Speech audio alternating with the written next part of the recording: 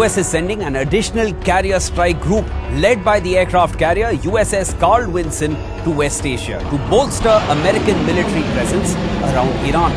Now this is part of a major buildup that also included the presence of B-2 stealth bomber jets in Diego Garcia base. Does US President Donald Trump want a direct war with Iran? Will he be able to defeat the Houthis, allegedly backed by Tehran? Welcome to Game Plan. I'm Shivan John now. Let's get to the point.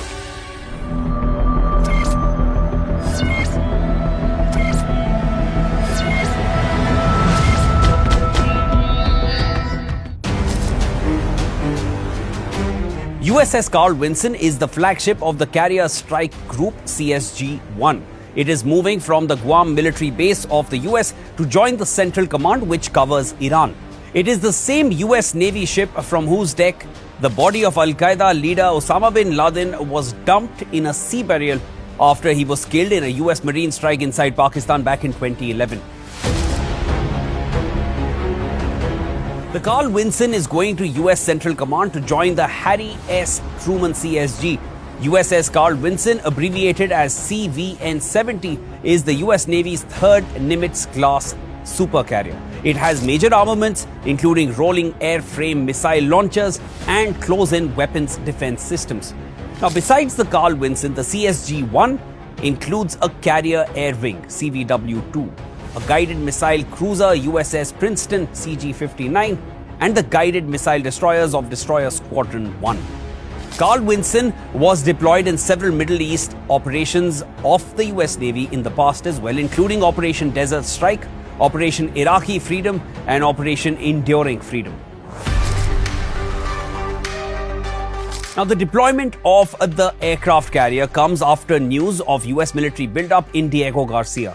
The US has reportedly sent at least 5 B-2 stealth bomber jets, Globemaster C-17 planes, Navy vessels, and other American military assets to Diego Garcia base and in the Middle East region. At least 18 US Air Force tankers are being staged in the Pacific at Travis Air Force Base in California, Daniel K. Inouye International Airport in Honolulu, and Anderson Air Force Base in Guam. The tankers' presence means a large-scale deployment is coming, one that will require frequent refueling. Reports citing Iranian officials said that Iranian armed forces are pushing for a preemptive strike on the Diego Garcia base. Top commanders are being urged to launch such strikes as Trump's threats have become more serious. And separately, a top Iranian commander warned that US bases and its forces in the region can be targeted in a retaliatory attack.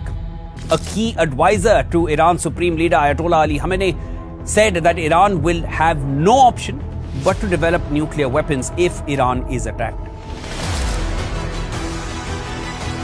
Now, ever since the US under Trump started striking the Houthis in Yemen since the 15th of March, Trump is keeping up maximum pressure on the rebels and their alleged backer, Iran. In response, Iran is threatening to go nuclear, with some in the Islamic Republic talking about a preemptive strike on the US base of Diego Garcia. Is America readying for a long war in West Asia? Is it a war that it can't exit? Taking out the Houthis has proven to be more difficult than Trump expected.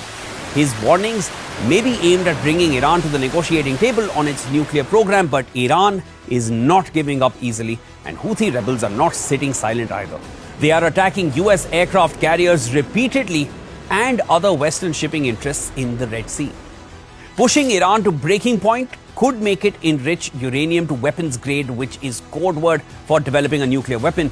It's something Israel does not want, but could eventually happen thanks to Trump's arm-twisting tactics, which are not going as expected, at least not yet. Do you think Iran would enter